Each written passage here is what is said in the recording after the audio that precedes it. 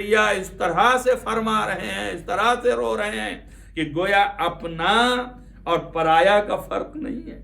جناب حبیب ابن مظاہر علیہ الصلوۃ والسلام کہ جب شہادت ہو گئی تو مقاتل نے لکھا ہے کہ امام حسین کے اوپر اتنا غم طاری ہوا کہ جا کہ سار علی وجہ الحسین، امام حسین علیہ الصلوۃ والسلام کے چہرے پہ شکستگی کے آثار آ گئے، یعنی اتنا بڑا غم ہوا آپ کو۔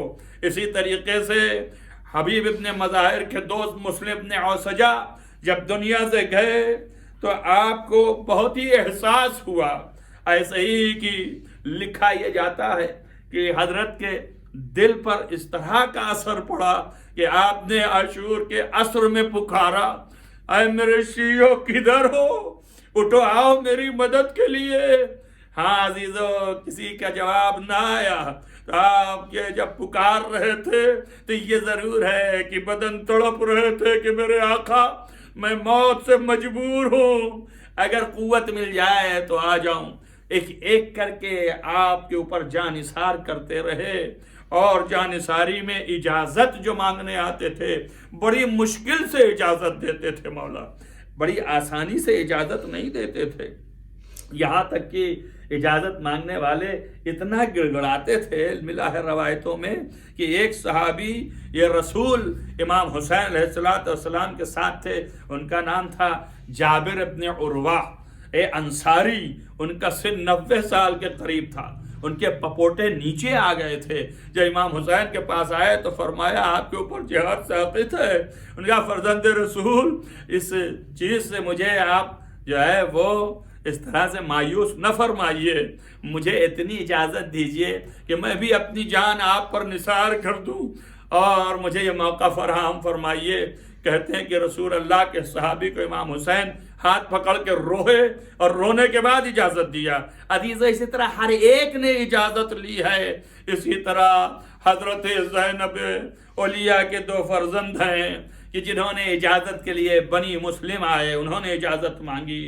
حضرت جعفر طیار کے فرزند، یعنی ظاہر ہے کہ امام امیر المومنین علیہ السلام کے ایک بھائی مسلم ابن عقیل ہیں اور ایک بھائی جعفر طیار ہیں، تو جعفر طیار کی اولاد حضرت زینب کے بیٹے ہیں، جناب عبداللہ ابن جعفر کے بیٹے ہیں۔ یہ لکھا جاتا ہے تاریخ میں کہ جب امام حسین علیہ السلام کربلا کا سفر کرنے لگے تو جناب جعفر طیار امام حسین کی بارگاہ میں آئے اور فرمایا مولا اب یہ مقدرات الہیہ ہیں جس کی وجہ سے ہم نہیں آپ کو ساتھ دے رہے ہیں۔ تو اپنے 2 فرزند لائے تھے اور کہا تھا کہ ایک بی بی زینب کی طرف سے اور ایک میری جانب سے نثار ہونا ہے۔ عزیزو، لکھا ہے کہ جب یہ دونوں فرزند آئے مولا کی بارگاہ میں اور فرمایا مولا مجھے اجازت دیجئے کہ میں بھی جنگ کے لیے جاؤں، تو امام حسین علیہ السلام نے اجازت نہیں دی۔ بچے لوٹ آئے، کئی مرتبہ گئے اور پھر لوٹ کے آئے، اور یہ حالت تھی کہ جب آتے تھے جو بی بی زینب ان کو گرم نگاہوں سے دیکھتے تھے۔ جیسے ہی انہوں نے امام کے پاس گئے، آپ نے اجازت نہ دی تو لوٹ کے آ کے خیمے میں بی بی زینب کے زانوں پہ سر رکھ کے رونے لگے۔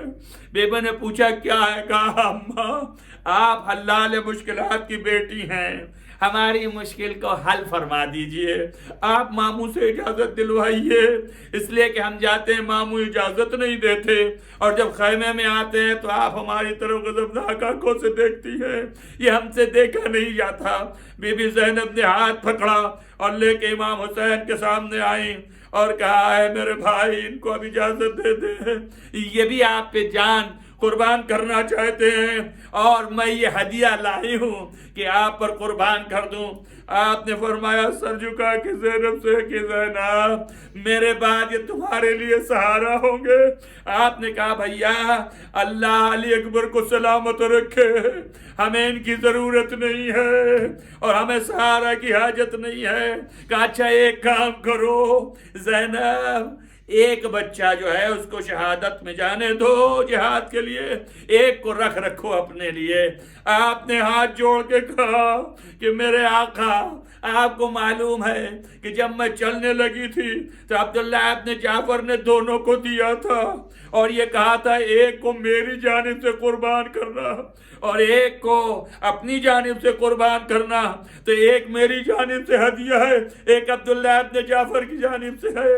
عزیزو لکھا ہے کہ اجازت دے دی امام حسین علیہ السلام نے، اور جب اجازت مل گئی تو یہ دونوں بچے اس طرح جنگ کیے ہیں کہ جس کا مرقع میر انیس مرحوم نے کھینچا ہے کہ 9-10 برس کے سن تھے، یہ ولولے تھے ان کے، کہ عجیب حالت تھی ان کی کہ وہ چاروں طرف سے یہ آواز لگا رہے تھے کہ اے فوج اشکیا، اے فوج شام، تم چاہتے ہو کہ حسین کے اوپر حملہ کر کے ختم کر دو، جب تک ہمارے جان میں جان ہے تم میں سے کوئی نہیں ہے جو مقابلہ کر سکے۔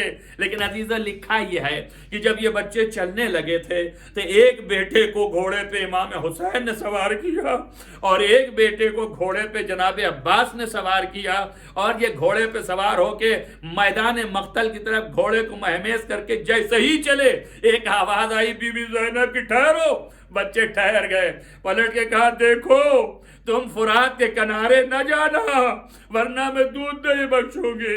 عزیزو لکھا ہے کہ بچوں نے اس طرح سے جنگ کی ہے کہ فرات کے کنارے جانا تو درکنار، فرات کی طرف رخ نہیں کیا، اپنی پشت کر کے جنگ کرتے رہے۔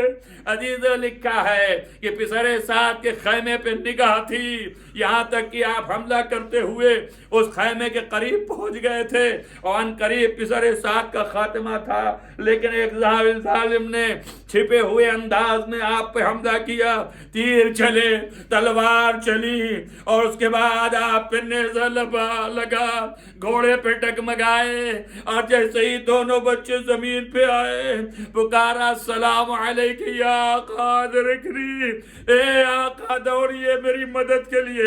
لکھا ہے کہ ایک گھوڑے پہ حسین سوار ہوئے، ایک گھوڑے پہ عباس اور ایک گھوڑے پہ علی اکبر، شیر غضبناک کی طرح آواز دیا کہ ٹھہر جاؤ، کوئی جو ہے ہاتھ نہ لگائے، یہ جعفر کی اولادیں ہیں، یہ علی کے نواسے ہیں۔ عزیزوں پہنچ گئے، اور جیسے ہی پہنچے جناب عباس اور امام حسین، لکھا یہ روایت میں ہے کہ اپنے ماموں کے چہرے کی طرف نگاہ کیا اور فرمایا ہم نے وفا کر دیا۔ آواز آئی نہیں میرے شیرو، تم نے بہت بڑا کام کیا۔ بھائی ایک فقرہ آیا وصیت میں کہ مامو جان اماں سے کہہ دینا کہ ہم فرات کے قریب نہیں گئے۔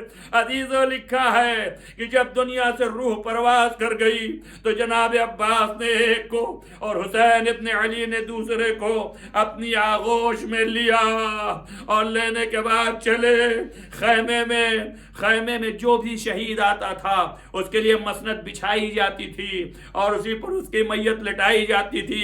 ایک خیمہ خالی کیا گیا، مسند بچھائی گئی، بیویاں جمع ہو گئیں، حسین علیہ السلام اور عباس علمبردار علیہ السلام نے اون محمد کی میت رکھی۔ ایک مرتبہ نگاہ اٹھا کے دیکھا تو ساری بیویاں تھیں مگر زینب نہ تھی۔ حسین نے فضہ سے کہا بہن کدھر ہے؟ دوڑی گئی فضہ، کہا آقا حسین بلا رہے ہیں۔ کہا میں نہیں جاؤں گی۔ حسین خود آئے اور کہا بہن چلو تو، ارے ذرا بچوں کے چہروں کو تو دیکھو کتنا منور اور نور ہے۔ عزیزو بہن کو لائے، جیسے ہی بہن نے دیکھا ایک مرتبہ بچوں کی محبت آئی اور آپ نے کہا خدا ہمارے علی اکبر کو سلامت رکھے، بچوں تم کو ہم نے قربان کر دیا۔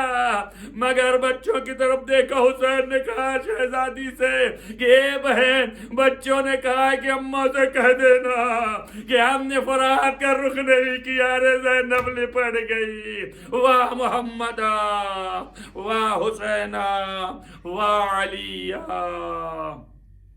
سيعلم الذين ظلموا أن ينقلبوا منقلبون اللهم إني أسألك بحق فاطمة وأبيها وبالها وبنيها والسر المستودع فيها أن تصلي على محمد وآل محمد۔